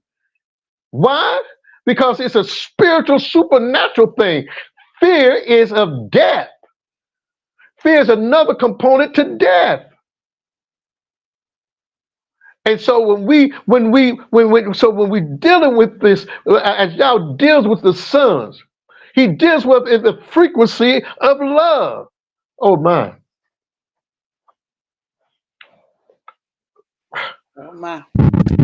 So we see this. That here is the area of love. And people got love all wrong because they don't know who Yahweh is. They don't know that he is love. There's a frequency of love. The sound of Yah, the voice of Yah, the words of Yah, everything about Yah is love toward us. Even Everything. war is love. There you go. Love. Do we understand love? Because now he said, I'm giving you a different way of dealing with some battles here. It's not like it of old with the weapons and physical weapons and things like that. But now your spiritual weapons are not carnal, but they're mighty through Yah, the pulling down of the strongholds in the atmosphere. How are you going to do that? You got to listen. When we the son, we got to know the love. The love of Yahweh is our banner. Love. Everything about him is love on every level. Yes, I'm going to destroy it. But you got to see that the enemy, you got to see that death is going to be destroyed even now in time as we operate out of time. So y'all said, it's time now that you're going to see that the grim reaper of the death agent will be destroyed. I'm going to destroy death first. The last enemy. Where are we now? We're here. We're destroyed. How? Because we come in a secret place. We come in as the eighth son, as you mentioned about David, being the eighth, and everything about David. And as you said, that king and priest, Melchizedek, the royal priesthood. He wasn't as the tribe of Yada. He was of the tribe of Yada, but he wasn't as the chosen. No, he wasn't. He wasn't the chosen, but he was the eighth. And everything about his physical life, shows that what he was able to accomplish in the physical. But then, as he began, once he got in, well, he said, "Listen, you're going to be king. You're going to be king." So he had to suffer being second, knowing that I'm going to be first. Mm, mm, mm. Ooh we. Woo, sis. When Ooh we. I said, "Here, son, you're going to rise." But you're gonna suffer being second to a king. The Oh my. king who anointed you now is after to kill you. You have opportunity to get rid of the king Oh, yourself. the king I anointed, the king I formerly anointed is trying to kill me. Yes. Yes. And so now, but you got to wait till the time. When does that time come? When does that time come of ascension to the throne? To be first. You were last, but now you're going to be first. So now, here you are. So now, when he gets into that position, there are things he began to see spiritually in the supernatural. Y'all began to really talk to him because there was ascension. Yes, we see the flesh and what have he said, but David's a man after my own heart. Why? Because here the heart is the expression, the love that he has for him. The heart is in the body. The heart is in the body that gives the body the expression to say, I love you. It's knowing that there's some things about, I love you. And I'm going to express everything that I know. Yes, my flesh and what have you, but I love you. He said, David is the man after my own heart, my expression. I know where he's at. I know his heart from the very beginning.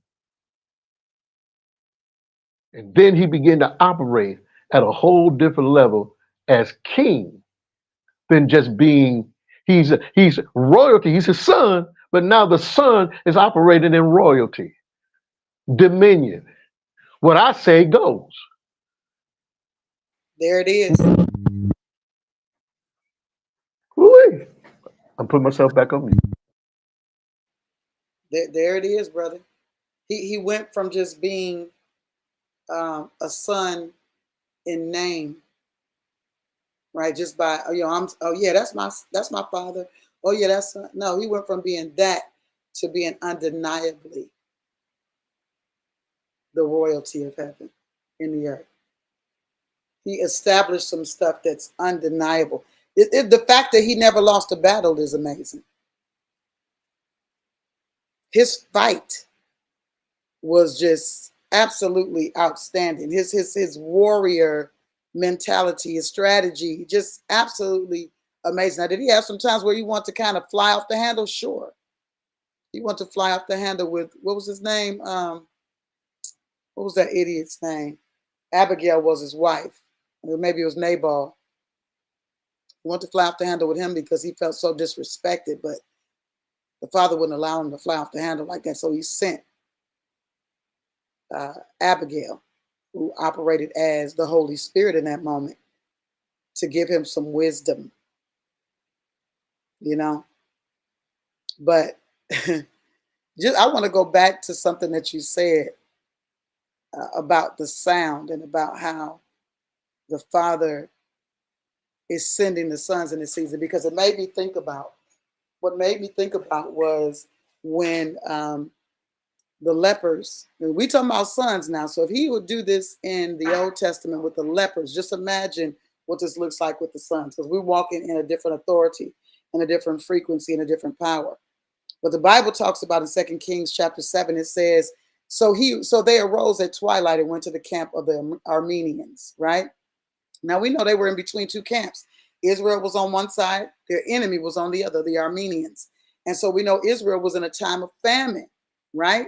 This is just another expression of how the Father's using the sons in this hour, those that are the last son.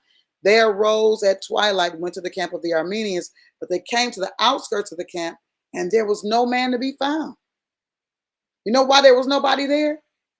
Because the Father caused the Armenians to hear something under the feet of the lepers that were just following what they believed they should do in that moment. They were following, that was definitely an inspiration of the Holy Spirit, because it was for Israel that they would find these things, okay? They were going in a direction because they were inspired to do so. And that inspiration led them to the camp, but when they got there was no man to be found. Because when they were on their way, what the Armenians heard were the sound of chariots and horses and a great army. They said to each other, listen, the king of Israel has hired some kings of the Hittites and the Egyptians to attack us. So they fled. They abandoned their tents. They abandoned their horses and donkeys. They abandoned everything. Their camp was intact because they ran for their lives. And so what was left to the lepers, who thought, look, if we go this way or if we go that way, we might die. But they were inspired to move in a direction. And when the Father gives inspiration to move in a direction, you better believe that there's going to be a sound with that movement. Whether that sound is running off other people that are trying to capitalize on something, or whether that sound is a sound that's a frequency that can be seen. Because, you know, with Elijah, his servant couldn't see what he could see, right? Couldn't see it. But he prayed that his eyes be open. So my prayer tonight is that your eyes be opened so that you can see beyond what you've been looking at in the physical realm. You can begin to see, because he couldn't see nothing. His eyes was closed. All he could see was those enemies on that mountain. He's on that hill. He's like, we are surrounded. They were in a valley, and up on that mountain all the way around, we're surrounded. Boss, it's a wrap. He said, nah, you just can't see. And I believe that a lot of the sons in this season have gone through some things that have caused them to doubt who they are. But it's just because you were still viewing things from a childish perspective. Now the Father is calling you into a more mature perspective. But do you know what that calls for? It calls for a commitment to the relationship that allows you to see beyond the physical, to see spiritually what you need to see so that you'll be positioned properly. He was only positioned in his heart and his mind properly when his eyes open, his spiritual eyes open, when he was allowed to see beyond the natural, when he got the code to see into the portal. The reality was that not only was Elijah sitting next to him, but Elijah was surrounded by this army, this divine military force of fire, and he was up on the mountain. How you get up there and he's sitting next to me? Something that he could see. And no, the servant is protected. So because I'm with the servant, I'm protected. The last son understands that time is not their master, but that they're being taken out of time in order to overcome this last enemy called death. And everything that we're looking at right now is just codes. It's only codes. So now the question is, will you identify with this reality that you've been called into, a supernatural place that transcends what you've known before? This means that you might even seem a little out of place in some cases, but it's because of how you're operating that it might seem a little out of place. People are like, what are you doing? Listen, I got to move in this direction. No, we're going this way. No, I got to go this way because this is the way I'm being called.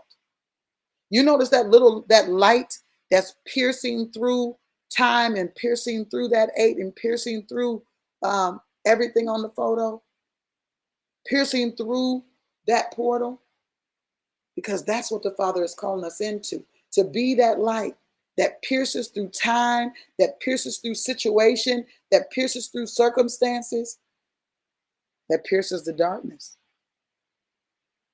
All this stuff is just codes. But he's given the last son not only the ability, but the glory to be able to walk this thing out. His doings, a sufficient grace to do the thing that he's calling us into. I was thinking about the opening, and when I was thinking about the portals, because that's the age that we're still in, when I was thinking about the opening, I was thinking about Peter. I mentioned him already, but I wanted to mention him on that second occasion, which y'all know I love this verse, where it talks about when he was released from the prison and how he walked through all of the wars. Now, he was put way in the back. He was in the third war, being monitored and managed by all of these soldiers, right? But he came through each of those wards, got all the way out of the prison, and gets to a gate that the Bible declares the gate as him, as his. It says that when Peter arrived at the gate, that the gate opened of his own accord, which says to me that it was not just a gate as a, as in a tangible, gate, but there was something at that gate that understood his authority. There was a porter there that could not deny the authority of Peter to go through it. The purpose of the gate was to keep him in the prison. But when he got to the gate, the one at the gate, whether it was a supernatural being, whether it was an angelic agent, whatever it was, of his own accord, he didn't have to be told to open it. Listen to me. There was no discussion. This is what I'm talking about. This last son is not having to have a lot of words. Remember, that was about the first or second day that I was saying, it's just, not a lot of words about a lot of stuff. And even when I talked about the deliverance piece, I said, I don't have a lot of words for you. I'm not trying to match the energy of what's out there to try to prove something. I believe that with the last sons, they operate in a glory that allows even their shadow to heal. Paul wasn't talking when he was walking. He was just walking through there. Peter wasn't talking. He was just walking through. Paul had pieces of his garment that he was giving out. Well, no whole bunch of conversation, just giving out the garment, There's a place that's not going to require a whole lot of conversation, because the conversation was all about what we were becoming.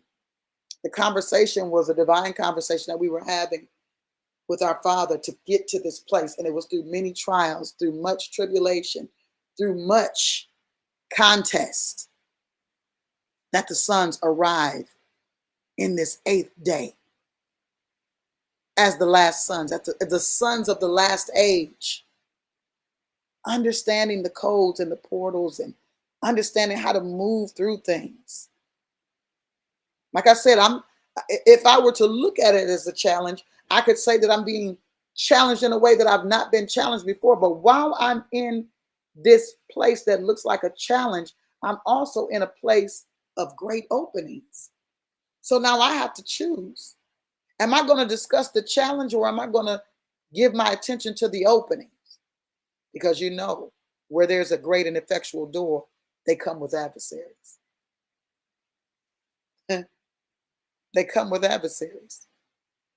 Man, I got so much to talk about, but I think some of this we're going to talk about in galactic prayer, because a lot of it goes in the direction of how we're going to be having that discussion about prayer. I am still going to put up the thing that I told you I was going to put up. Just give me the weekend, maybe midweek. Just come back and look at these videos. You'll see the link there. I'll put it there for you. We've got to understand how these codes operate. And if you understand anything about coding, you understand that there's a process. And that process is about giving instructions, a set of instructions that can be executed for different tasks, whether they're from simple tasks to complex tasks. You know, that code is there for the operation so that it can run, so that things can run properly, right? So what is coding about? It's about understanding language. It's about writing code, or the written code. It's about compiling and interpreting the code. And it reminded me of a time when I was with a group, brother, and I was getting a lot of different things. I was getting a lot of code. I was getting a lot of things. Heaven was releasing a lot of code, and I was bringing it into the congregation and saying, let's decode this. And nobody was moving. I even put it on Facebook at one point. I said, where are the prophets? Let's decode this. And everybody was just like looking at it. It was hundreds of looks and nobody saying anything. You know, that's because many people couldn't compile or interpret the compiling of the language. But there comes a time when we go beyond the compiling and the interpreting into the execution of the code. And it has so many different variables, but it's about the functions, and it's about the conditions that control the flow of that code. And in this case, it's 8. So it's a continual flow of code. And we're not concerned as much about the debugging, but it happens, you know, when the code doesn't work. And that's where we were before now, before stepping into this last day, into this 8th day. There was a lot of debugging, you know, finding and fixing the mistakes or the bugs, right? But that debugging is a vital part of coding. And that involves testing. And that's where we've been in, checking the logic of things and refining the code to ensure that it's going to provide what the code is there for. This is where we are right now. We're in the season of execution of this code. But we had to first realize that these things are codes. And the reason I brought up the matrix is because it's such a powerful conversation about what things really are. Powerful conversation about what things really are and how, based on your sight, you see. What sight are you using? What lens are you using to be able to identify what you're looking at? Because it matters. The lens that you use matters. Like we were talking about the churches, right? And talking about the fact that that 8th son, that 8th day, that 8th body is the body that overcomes. Everybody else had to get to that place of overcome. Now you say, well, what about the Church of Philadelphia? Absolutely, meaning brotherly love. They had a loyalty and a commitment, right? And they were being praised for their perseverance and their dedication. They were promised an open door. They still had to walk through the process to become that eighth son, that eighth day of overcoming. All of these were about openings, and all of these were about those different conversations. Codes were being given, from the beginning. Even when you talk about Ephesus, what was the code?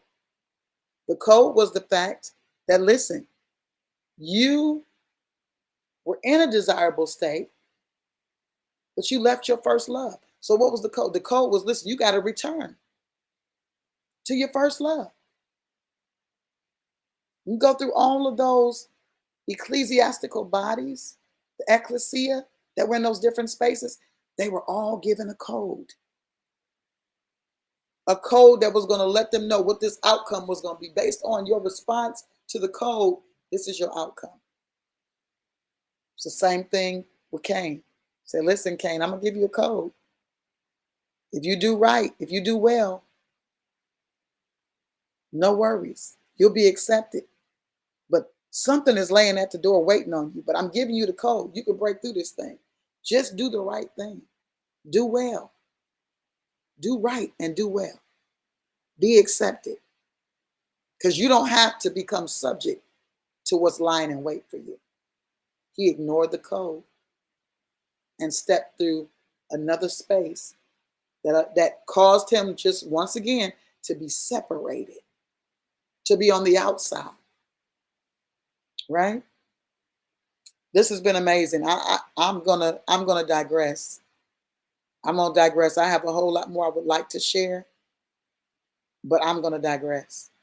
I believe that this was just an opening of a conversation that we need to have as we're entering into this age that we're in. I mean, I told you it's going to be an abrupt halt just after this Moed and just before the new year, which is Passover. There's going to be some shaking up of some things, and it's going to be an abrupt, a screeching halt to some things. It's going to require a second look. But if you look through the right lens, you're going to see it as a code, and you're going to know what to do if you're relating right. If you're relating right, you're going to know what to do. All right? Brother, I'm going to open up the line so you can share, and then we're going to digress. Well, I'm not going to. It's great conversation.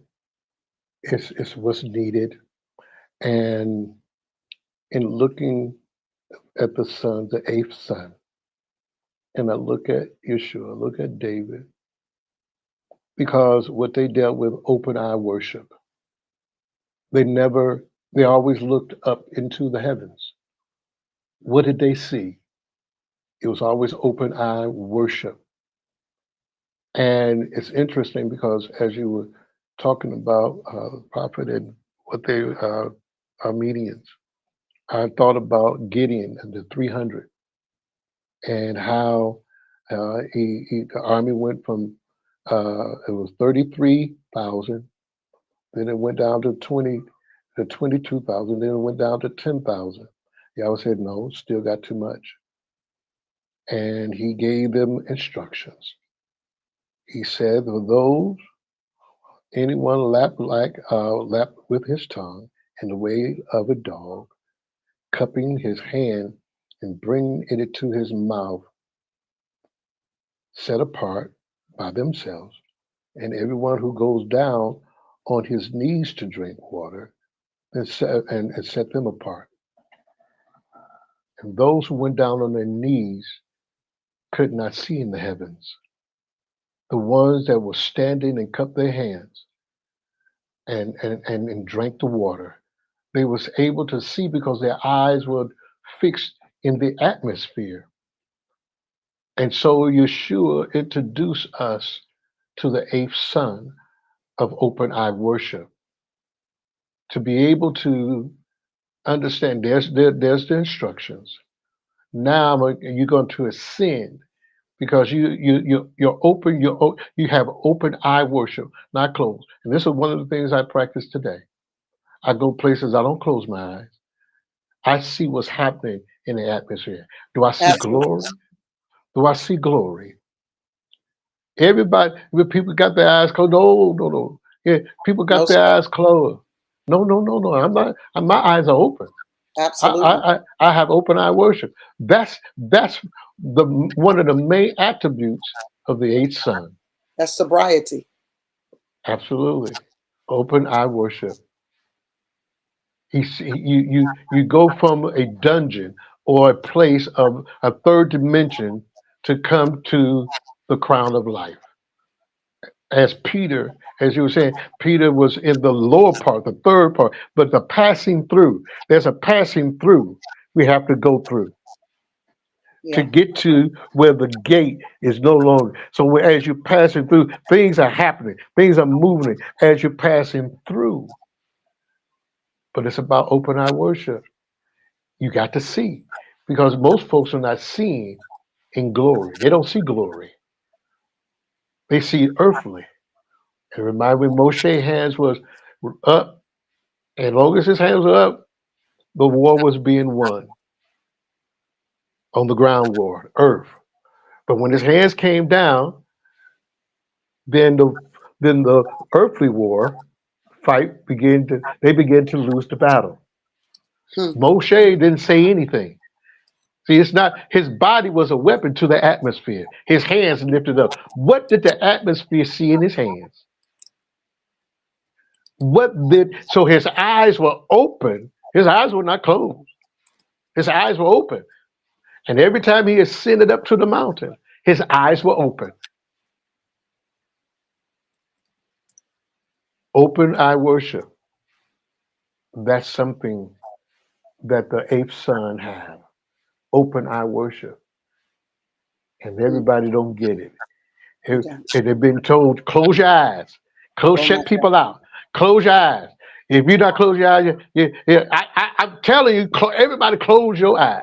God. Mm-mm. And that's I what, won't. okay, so you're telling me to get down on my knees. Hmm. And now I begin to deal with fleshly stuff. Because once I close my eyes and I'm earthly, I begin to think about a lot of stuff. Hmm. But when my eyes are open, and my eyes are open eye worship, I'll be able to see things being revealed. This is what the eighth son, they begin to see things that is revealed in the atmosphere. Hmm. So the prophetic word is not a prophetic earthly word, Mm-mm. but it's a divine prophetic word. Because and so y'all gives instruction because there's a sound. The Armenian, the 300, the instruction, the glass, the chauffeur, sound Mm-hmm. defeated the army with the Yeah. instructions. So that's all I got to say. I digress.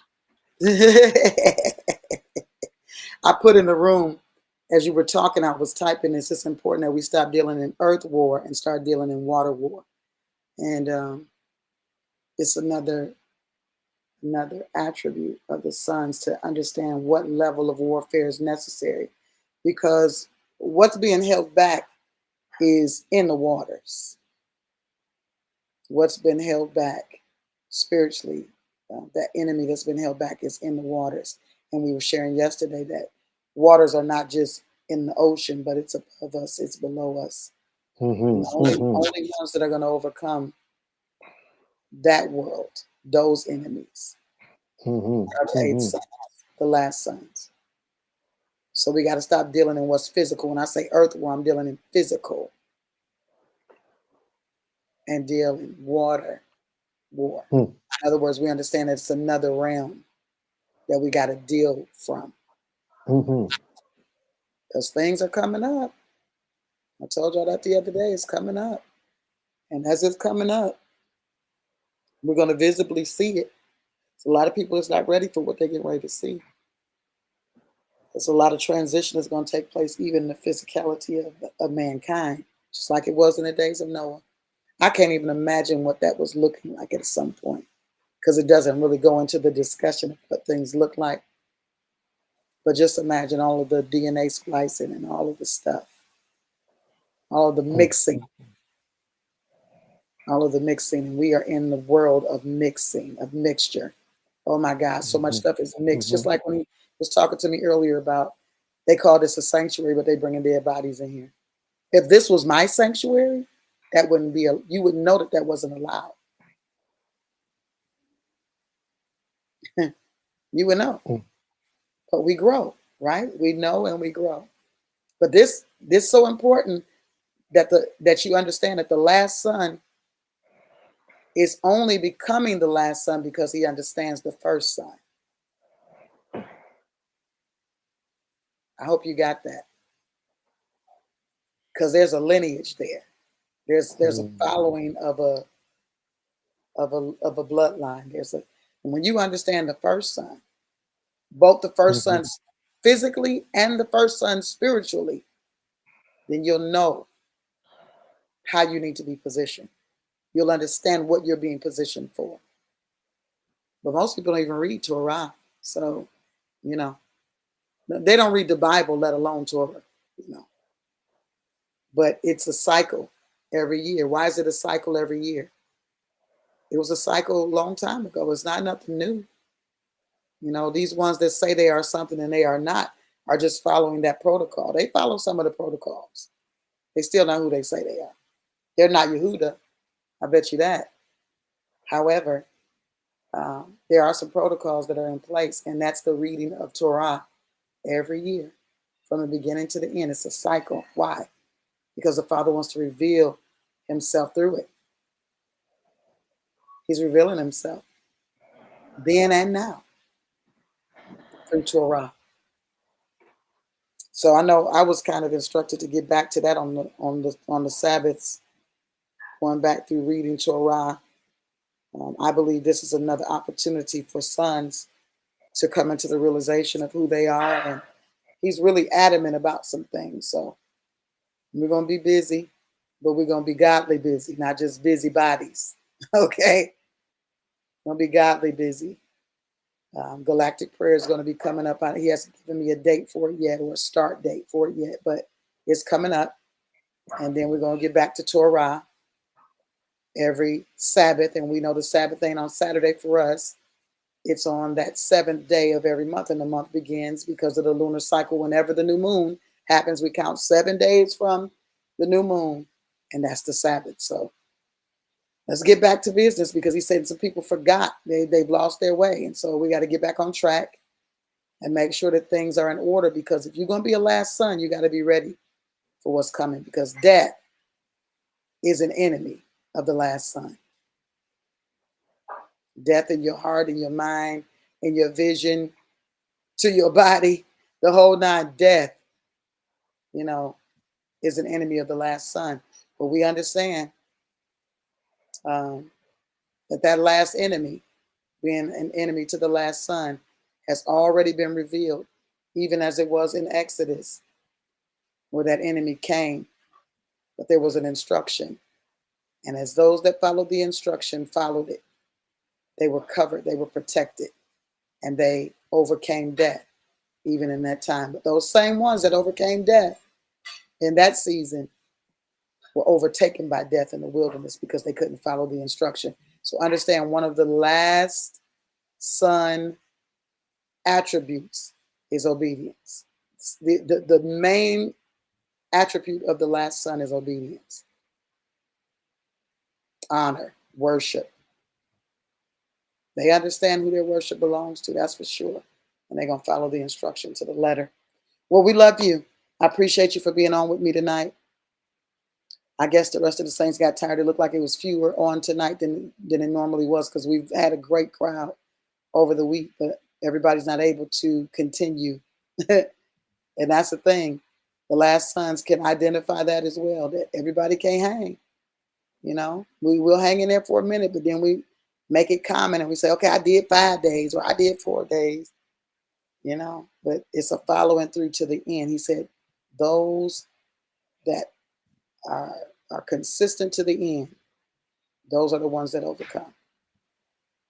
So we appreciate you being here with us. Share the video. Don't forget to like before you leave. And we will definitely be posting up the stuff about the tokenization. I'm going to give you that because I believe there's some new things that the Father wants to reveal to the sons, and it's a position that He wants to give us to step into this last hour and to understand and to realize the spoils that have been laid up for us. So let's step into that. Listen, until the next time we meet, you're blessed and don't forget it. But I also want you to remember that the body is not a me thing, it's a we thing. We bid you shalom, shalom. Brother? Shalom, shalom. I love you all, brothers and sisters in law.